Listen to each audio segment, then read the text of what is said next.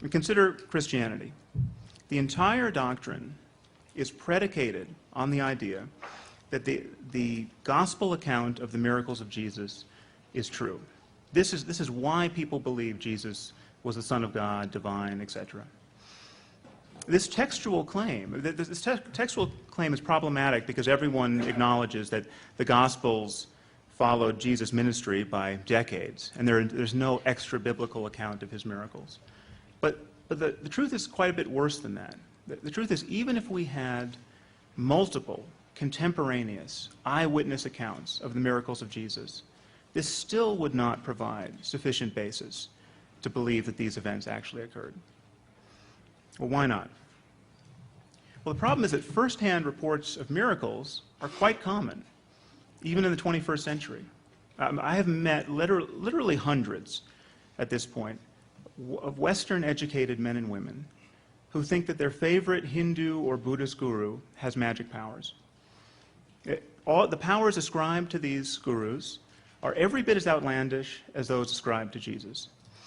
Now, I actually remain open to evidence of such powers, but the fact is that people who tell these stories desperately want to believe them. All, to my knowledge, lack the kind of corroborating evidence we should require before believing that nature's laws have been abrogated in this way. And people who believe these stories show an uncanny reluctance to look for non-miraculous causes.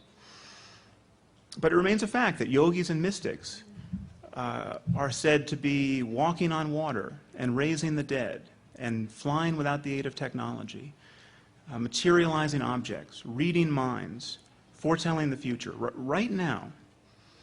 In fact, all of these powers have been ascribed to Satya Sai Baba, the South Indian guru, by an uncountable number of eyewitnesses. He even claims to have been born of a virgin, which is not all that uncommon a claim in the history of religion. Or in history generally. Genghis Khan supposedly was born of a virgin, as was Alexander. Apparently, parthenogenesis doesn't guarantee that you're going to turn the other cheek. But Satya Sai Baba is not a fringe figure. He's not the David Koresh of Hinduism. His followers threw a birthday party for him recently, and 1 million people showed up. So there are vast numbers of people who believe he is a living God. You can even watch his miracles on YouTube. Prepare to be underwhelmed. I mean, it's true that he has an afro of sufficient diameter as to suggest a total detachment from the opinions of his fellow human beings, but I'm not sure this is reason enough to worship him. In any case, so consider, as though for the first time, the foundational claim of Christianity. The claim is this, that miracle stories of a sort that today surround a person like Satya Sai Baba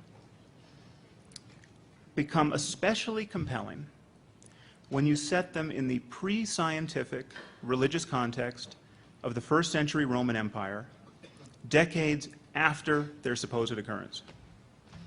We have Satya Sai Baba's miracle stories attested to by thousands upon thousands of living eyewitnesses, and they don't even merit an hour on the Discovery Channel.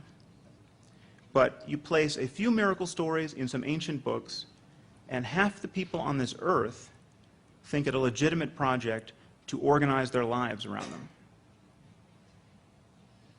Does anyone else see a problem with that?